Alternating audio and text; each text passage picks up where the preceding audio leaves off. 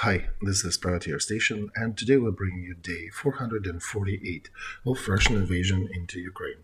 As always, with former advisor to the Office of the President of Ukraine, Olexiy Arestovych, Lieutenant Colonel, and Mark Feygin, Russian opposition politician, blogger, and lawyer. Thank you for your continuous support. Today's kudos go to Olga Lewis, Carolyn G., John Afseth, and Jal Lai. And of course, to our super thanks hero, Bill. Thank you guys for helping us to bring these videos to you. And here is day 448. Dear viewers, glad to see you all on Feygin Live. It is Wednesday, May 18th. Time is 10 p.m. in Kiev, same time in Moscow. Day 448 with Olexiy. Good evening, Olexiy. Good evening, Mark. 50, almost 6,000 are watching us. 14,000 click the like button. Thank you for joining us. And of course, please continue sharing links to that stream on your social media, other groups. And if Messenger is better for you, please use that. And do not forget to subscribe to Feygin Live, to Olexiy Arestovych, and to the Privateer Station if you are listening or watching that in English. And by the way, the stream is also going on live on Alexei's channel. If you want to watch it there, you can do. So, okay, so to start, we heard that the grain deal is extended for 2 months, but still, plus it's the summer season, so it's becoming more actual. And in Russian social media and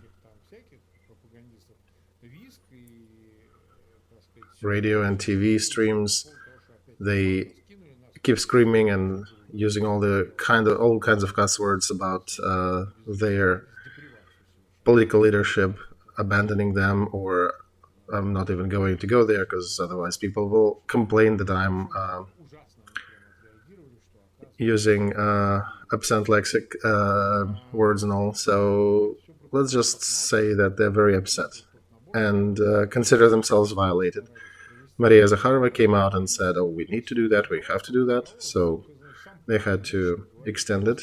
And until then, there was a lot of conversation. Even Putin came out and said that they're trying to bend us to European laws and European needs and try to make sure that we do supply that, allow Ukraine to supply grain, and we'll never go for it. But look, when the push came to shove, they just signed for that. And what do you think? Is it money? Is it, what's the influence? I think it's a mix of both. It's politics, it's money, and the main beneficiary of that is Erdogan. Turkey is a country, and Erdogan is the leader of that country. And the other interested parties would be, of course, India, obviously African countries, and Russia would not be able to go for breaking agreement with Turkey right now. And basically, when Turkey said we need to, Russia said yes. The last time when they signed too, they were screaming bloody murder as well, and they said we were never going to sign it without our ammonia, without our some other concessions to us, and they tried to block ships and influence the process. But when Turks came out and said we do, then they basically, Russian diplomacy says yes, of course, and they do sign. So that's again what happened. So we are starting a poll connected to that matter. As usual, we're trying to be straightforward, and we have already 22,000 who voted for that. So the question is, continuation or extension of the grain deal for Kremlin, is it monetary motive, political necessity, or a mix of both? And Alexei is leaning towards it's a mix of both, and out of thousands that voted, 13% say it's monetary, 14% said it's political, and 48% are confirming that it's both, supporting Alexei. Let's continue going further. The next news that piqued my radar was that in the European Council, they established an international registry of losses and damages suffered by Ukraine due to Russian aggression. We saw Shmygal signing that, and also over 50 leaders of different countries signed the document. This is a very important step to actualize the damage, because all the discussions about reparations, about the payback, and there is no single uniform answer to how the reparations and confiscations will work. This answer still is not answered yet. And here is the registry of damages that is being formalized now, because I think it might be an important step. I think that's why they're putting it on the scale. What is your opinion about it? Mark, this is one of the key elements in this war, because everybody who are signing and building up this registry, they understand that the war is going to be over soon, and a lot of companies, a lot of private persons will be filing court proceedings against Russian Federation. And how can they fulfill that? Can Europe just ignore them? Probably not. Very impossibly so, right? So how can they address it then? How can they compensate? Based on what? What's the mechanism? And they understand that it'll be a paralysis of judicial system and also probably a severe blow to the system if they do not have a mechanism to address all these woes. And this mechanism is better be supplied and supported by resources of European countries. The closest one to the area in question. So the best is to have some mechanism before these laws will start flowing through. And up until today, it was very difficult to confiscate anything Russian. We know only 2 instances when Americans confiscated something small like 9 million or something, and to transfer to Ukraine, and I'm not even sure that they actually transferred the money to Ukraine yet.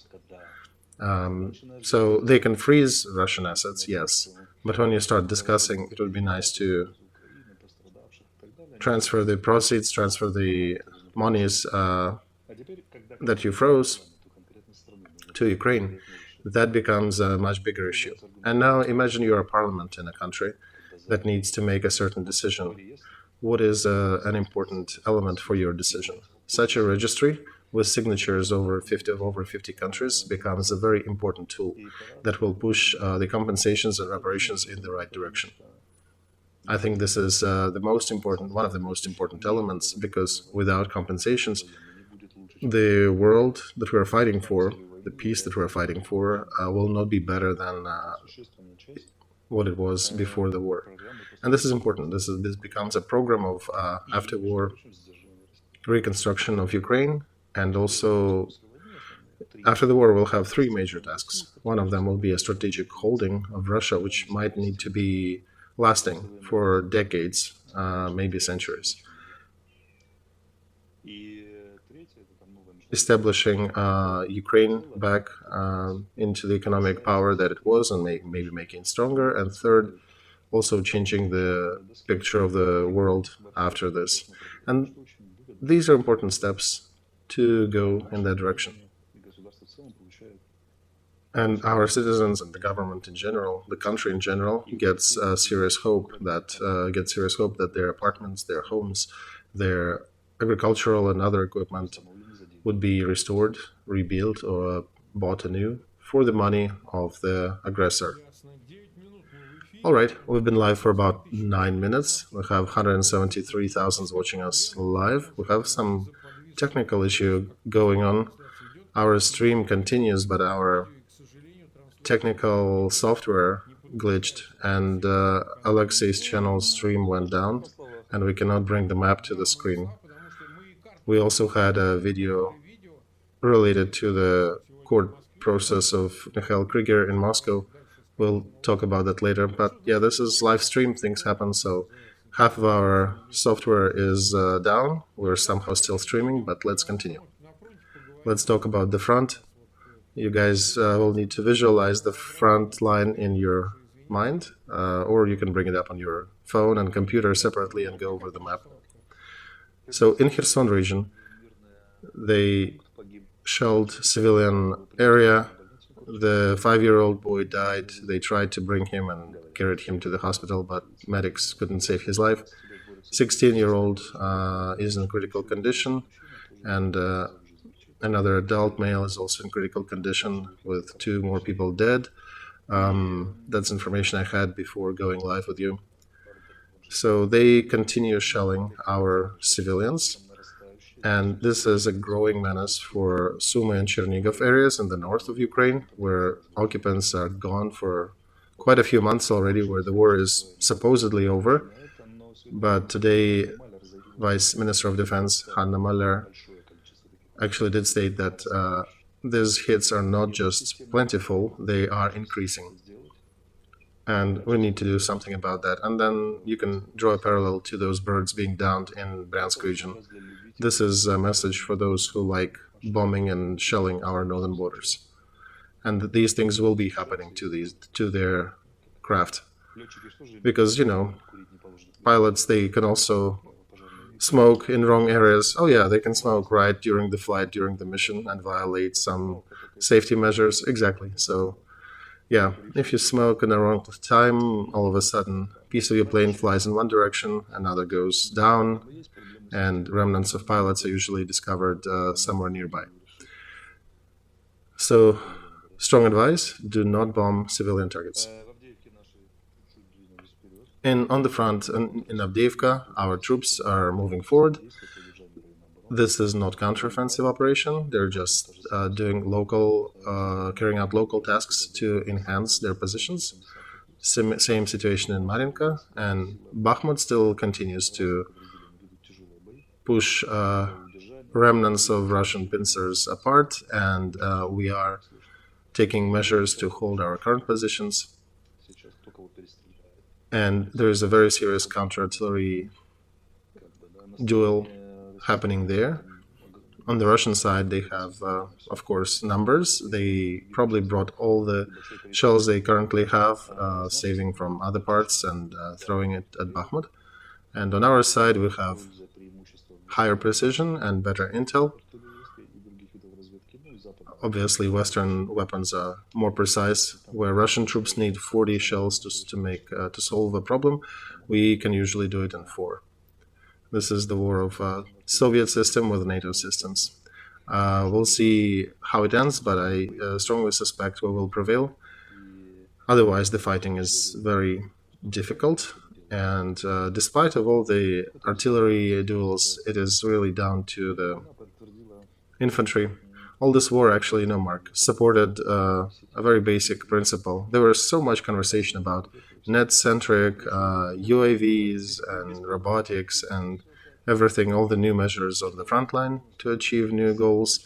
This war just reinforced all the basic principles of war fighting, that infantry is the key element, and all the other means are just a part of tools and measures that are being used on the front. And in reality, it's really coming down to the moment when the balls of an infantryman are hanging over an objective. Only then it's considered to be taken.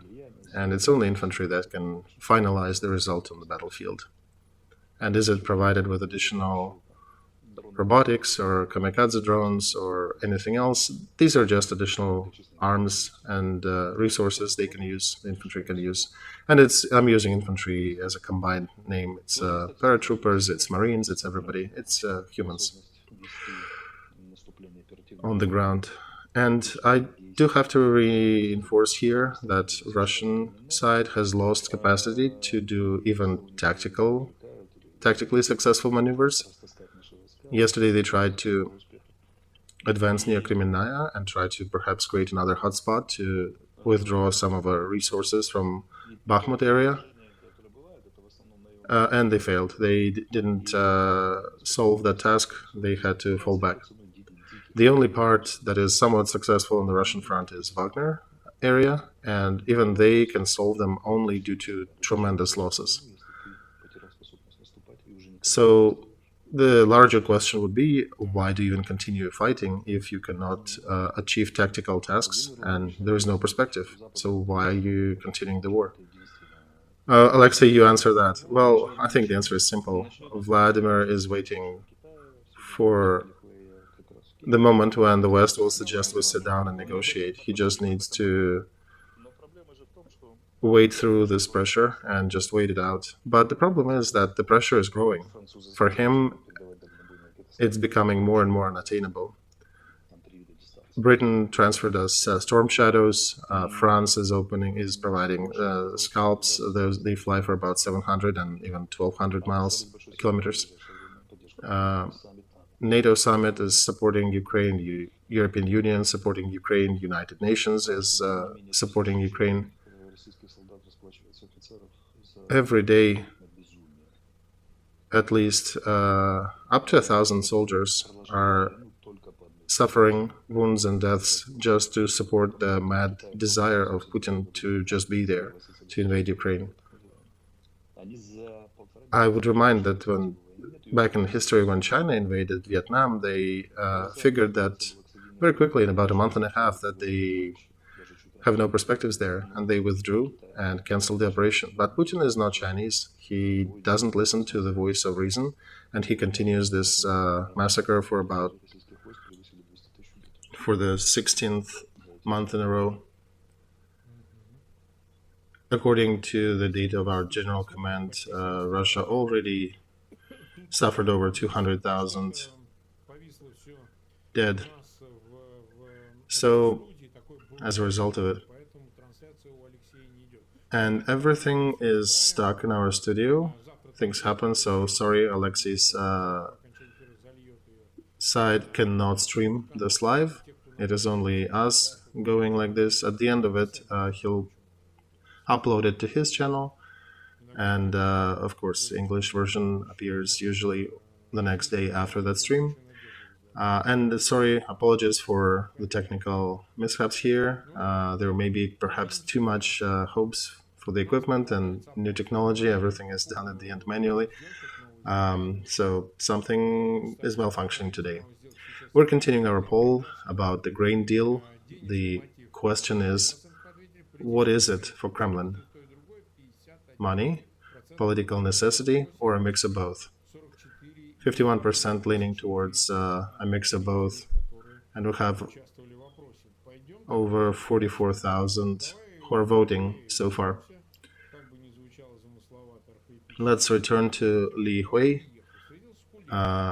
Regardless of how complex his name sounds in Russian language, he met with Kuleba, and there are messages that he might even meet Zelensky as well. And Kuleba already mentioned that there's nothing to discuss, really. We do not have a subject for discussion until Russian troops withdraw. So why the visit then? Why Chinese keep sending their emissaries? My reading of this is that China is really concerned to try to fix their status of the negotiator. And similar to South Africa, who also tried to partake in this. And there was, Mark, there was a collective African plan, as South Africa mentioned. Yeah, right, but where are you going, guys? What plan? Where's Africa? Where's Ukraine? Now China with that peace plan. We understand that this is a Beijing inspiration. Yes, it is, Mark, but let's look at the bigger strategy for Beijing. Their logic is they need to weaken the United States, and they need to strengthen their position in the as the global player. And they want to grow from a strong local superpower to being a global player more and more. And there are other countries that are dependent on China, starting with the BRICS countries. Africa is also dependent on China to a large degree. So this is a collective effort to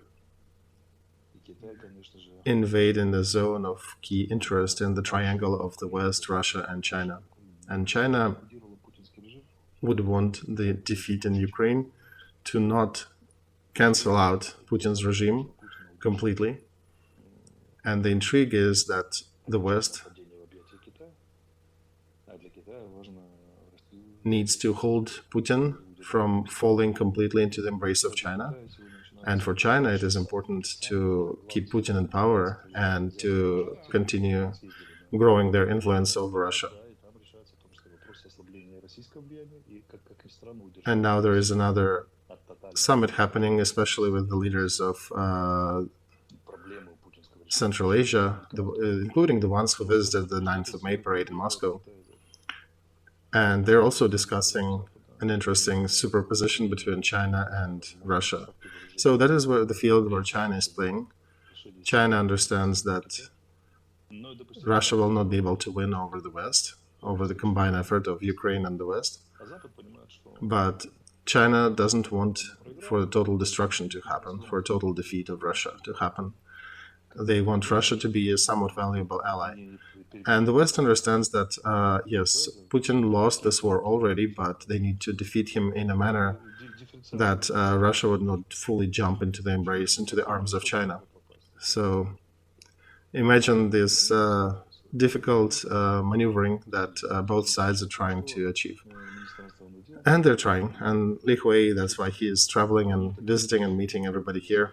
And our Minister of Foreign Affairs, Kuleba, made a strong statement: no agreements, as long as our territorial matter, as long as Ukraine is not back wholly territorially. So, yeah, the question, Olexiy, then, and by the way, Li Hui will go to Moscow after. He was an ambassador there for 10 years. But in light of what's happening on the fronts, especially, to imagine that Kiev will decide to sit down and negotiate for some concessions to Putin, for what? What would that be for? Here we can listen to Ben Wallace, the Minister of Defense of UK, who said that we will support Ukraine from here on forever. And it was made in order to prevent some of the Western countries from wavering about help. So, yeah, they're putting stakes saying, no, we're going to support. And, yeah, right. And in China, they're not idiots, too. They understand where it goes. And their representative in the United Nations already stated in his speech that this decision and these negotiations are for many, many years. This is not just a one-time quick negotiation. So they do understand that it's a long strategic game that China is playing, trying to weaken the West. And China is fighting for a position at the negotiation table. Of course, this is essentially a Chinese intervention into Europe. What is happening? China wants to stake a right from the position of power, from the position of the country that has a lot of resources and influence, to be one of the decision makers about contours of new security in Europe.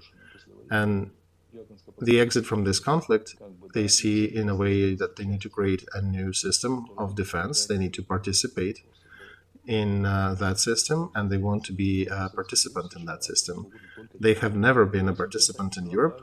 It was between Russia, Europe, and the United States.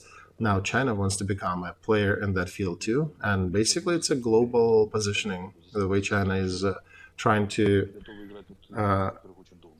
push more of their body into the door where they shoved the foot in the crack. So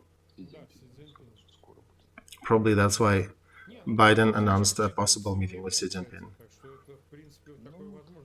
Yeah, they, by the way, met quite a while ago. It was November 14th last time when they talked. So, yeah, that's another one. And they have a whole spectrum of questions to discuss. But China is making big steps, and they want to partake, they want to actively play in Europe. Can you remember any time when China did play such a role? I think it's the first time. Yeah, it is the first time, right? Europe was solving their own things there. even during opium wars and other things with China. Right, Europe was intervening in China's world many times, but China has never done that in return, and they want to do now. Look what Kissinger made a statement. 100-year-old Kissinger made a statement saying that the United States and China are the main threats to the world and to humanity, since they've taken a course to a conflict between each other, and we need to acknowledge that fact.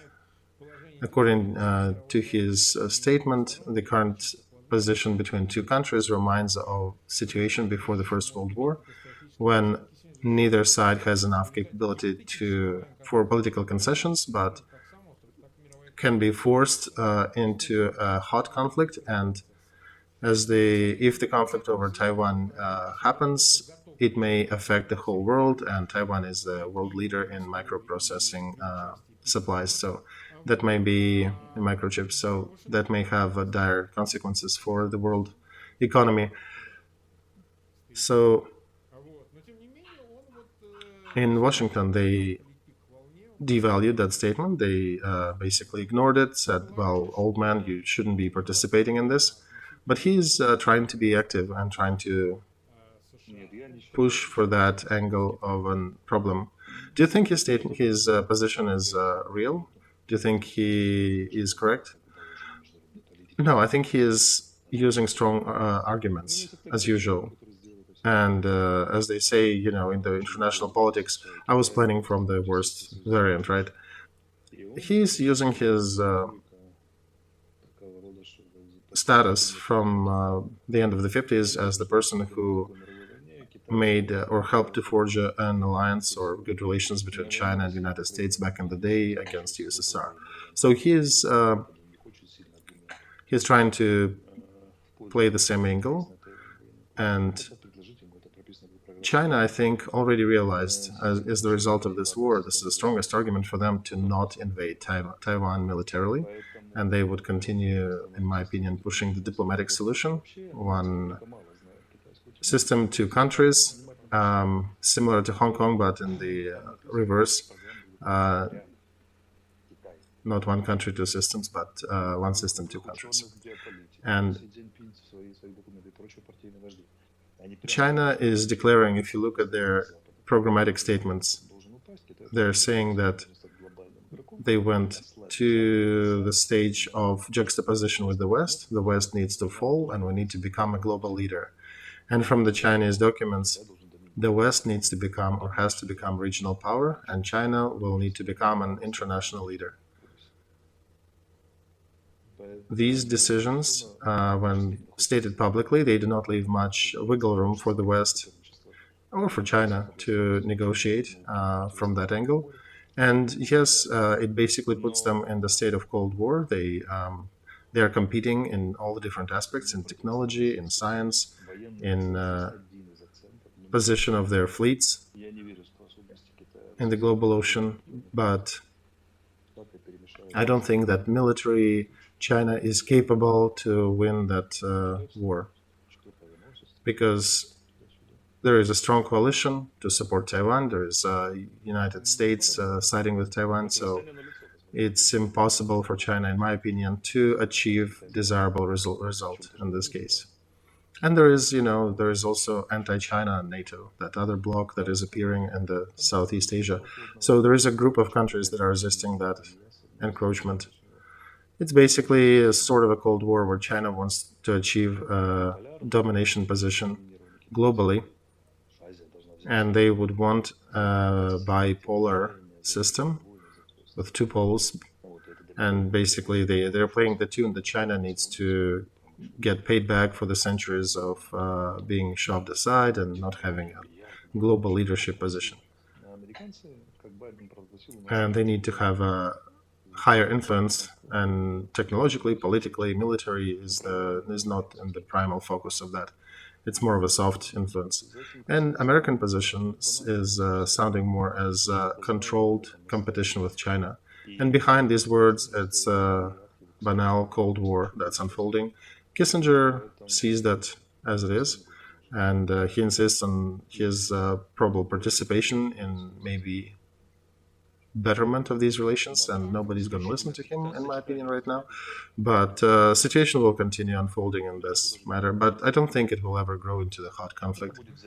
Americans don't need that war. Chinese also do not see win for them militarily. So there probably will be additional borders, additional limits imposed on the trade routes on the ocean, additional attempts to build different military bases, one against the other, political influence on different countries around. India is also another important factor in that juxtaposition, and I would say that India is probably going to join the West and the United States real fast in this light. This process is actually going already, I think, Olexiy, for a while, and it's just unfolding a little faster. There is no even risks to discuss there that India is likely, perhaps, to join with China. I don't think it's even in the cards. So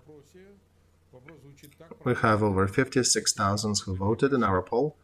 The question is continuation of the grain deal with participation of Russia. What is it for Moscow? Money motive, 13%. Political necessity, 37%. Both, 50%. So generally, I think these numbers will hold. Please continue sharing links to that stream in your social media. Do not forget to subscribe to Feygin Live, to Olexiy Arestovych, and to the Privateer Station if you have not done that yet and are listening or watching that in English. So let's pay attention to an important topic of daggers, kinzhals, that continues. According to Moscow, these kinzhals destroyed 5 Patriot systems and damaged one more and made disabled people out of the operators. So they continue with that charade. And Americans on their side actually did mention too that one of the assets suffered minor damage, and that damage can be repaired in the field. Obviously, officially, nobody will give us exact data, but what I want to address here is that, first of all, the balance seems to be achieved. These super weapons of Russia supposedly didn't kill anyone, so the result is achieved. Even if one Patriot is somewhat damaged, or even if it was completely destroyed, the task is accomplished. Kiev was defended, nobody died there. And the second part of it, and people are saying that, I don't know if that's true or not, that in Russia they arrested a developer of hypersonic missiles, but it's already in several channels in Moscow, and several are linking to Moscow publications. I'm not quite sure if that is indeed the truth, but I would not be surprised because daily they keep arresting people. Actually, there are dozens, if not hundreds, of last names of different science-related people who are arrested, who are in jail, and it's not difficult, it's not a stretch to imagine that they arrested some developers from these military-industrial complex as the reaction to the 6 downed hypersonic missiles, kinzhals, who were supposed to, quoting Putin, knock down those patriots. And that's the result. So what is your opinion after this attack, or its failure? Well, let's approach it from this angle, Mark. Is Russian industrial complex manufacturing automatic transmissions for their vehicles? No, they're not. I don't think they make. I think they install somebody else's. Right, they don't. So now, the country that is not making automatic transmission for their vehicles, can they make a hypersonic missile that is a super weapon?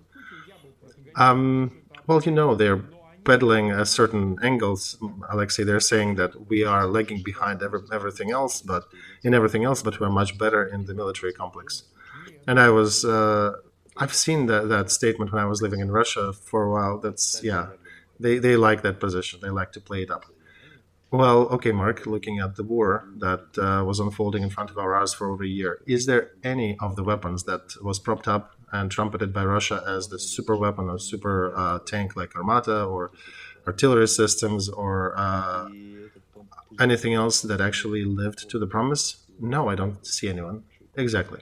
So Russia came with all these myths and legends about the invulnerability of their weaponry, and that myth was punctured by Ukrainian defenders with the help of the West. And Kinjal, that dagger, that supposedly scariest missile that is uninterceptable, now even that is a myth, and that myth is dispelled. And there is another aspect to that, that they're tactical nukes. Kinjal is one of the carriers for the tactical nukes. So you're saying that if they're going to mount tactical nukes on these Kinjals, they will be shot down. Right. So that's a possibility, and they can be shot down even over the Russian territory as well. By the way, so another question is how many of those Kinjals do they have? Right. This is a very special model of their weapon. We hear different things, that not all the missiles are functional, and we already heard from several sources that even before this strike they had to cannibalize several missiles to make sure they have at least 6 that they used. So it could be rumors, but it could be facts. So even with that weapon, the competition of the Western military-industrial complex with Ukrainian wit against Russian mythology of their military machine is definitely being won by the West and Ukraine. And it's unclear how big a damage. Maybe there was a shrapnel that landed in one of the vehicles of the Patriot. And overall, I think Patriot system consists of 8 vehicles. Yes, 8 elements. So even taking one out completely doesn't really disable the system. Plus, one needs to understand that in the United States, they have hundreds of these Patriots in conservation. So there will be more coming. There will be 20 more coming. And in competition between the Kinjal, the dagger, and the Patriot will prevail. And in the competition of Russian and American military-industrial complexes, Ukraine will be the winner. So, yeah, that's Russian mythology. And I'm not...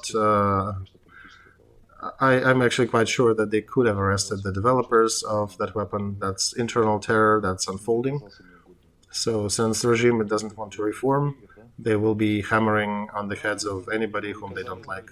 And we're not talking about Kreger, that heroic person that we wanted to mention today, but also the ones who are dedicated to the Putin system, people who work for his military aspect of economy. Even they are suffering now. So the best thing I see for them in the future is maybe working like in the Stalin times in some prison camp to modernize Kinjals in the special prison. Well, during Stalin times it was organized differently. These guys might just, I don't know. I don't know if they have influence on these engineers to force them to continue to work. Because I remember the meeting that Medvedev was leading when he actually cosplayed Stalin reading the telegram from the middle of the 20th century about executions of those who are failing to deliver. And back in Stalin times, they indeed executed summarily some of the leaders of the industry. But in Putin days, these industrialists can basically flee the country and go tell him to F himself. So this is questionable how much can they exert pressure on that group. And they can just say, well, we're not making anything anymore. You go ahead, do it. So there is some pushback there that they can exert. We are at 38 minutes. I'm sorry, our additional stream software is still stuck. We cannot transfer data to Olexiy for his stream. We cannot bring any picture or any video on the monitor, so it's just us, and somehow the stream continues. That's why please continue clicking the like button, sharing it. We cannot do anything right now to promote it, to help. So I wanted to mention one more thing. There was an article published in which Butусov, the journalist, a well-known journalist, said that in Ukraine, said that behind the explosions of those figures in Russia, of pro-Putin propagandists and all, is a person with the last name Maluk, who is behind it. That's Ukrainian Special Services, and I'm translating from Ukrainian article. Basically, it's the forces of Ukrainian security that are behind that, including Crimean Bridge and the rest. And we understand that, of course, it's the opinion of the journalist. It's a free country. He can publish whatever he wants. But would you agree that in Ukraine, Security Service of Ukraine, SBU, is the main force that is protecting the country, similar to Mossad in Israel? Well, let's go in orderly fashion. We are not blowing up anyone. We are only fighting on the territory of Ukraine, defending our territory and independence and freedom. So this is our official position. Second, Yuri Butusov sometimes is right in his articles, and very often he is right. And third is that professionalism of security services of Ukraine, especially some of the departments like counterintel, is through the roof. Right now, the best professionals of the world are taking notes and learning from our specialists. Right now, both Americans and UK specialists learn from how we are carrying out our operations. So we have definitely what to be proud of, and as a country. And I would say that our Mossad is definitely already well defined. So you don't need new one. Yours is already defined, right? Yeah, our Mossad is rather real. The real Mossad is applauding to ours. So, by the way, Masada, one of the words, is the well-known fortress. You've been there, right, in Israel? Yeah, our special services picked that acronym for a reason. This is a historic legend, actually, a legend based in history that I want to mention. There was a fortress that they were defending in Israel territory back in the days against Romans. And they were defending it successfully for a long time. At the end, when there was no way to continue holding, they just committed suicide, but they were never captured.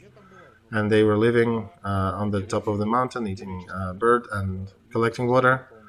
I visited that place. It's a heroic example, and Jewish history has a ton of heroic examples like that. So that is exactly a good one. And we've been live for about 41 minutes. Are we talking about Mikhail Krieger? Yes, let's go to him. This is the last point today. I know Mikhail for a long time. He went a long way from Democratic Russia to Solidarity movement, where we were together. He was a leader in his city organization of Solidarity. We'll post the video about him in our Telegram channel. If you want, you can find it there. But this is about special Russians. Are there really special Russians in Russia? He is of Jewish descent, but he lives in Dnieper in Russia, and he lived there for his whole life. So he is a straightforward man.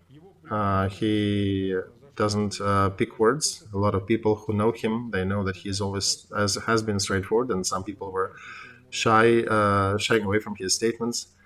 Not too many people have balls to call Putin balding ugly, and he has never picked words.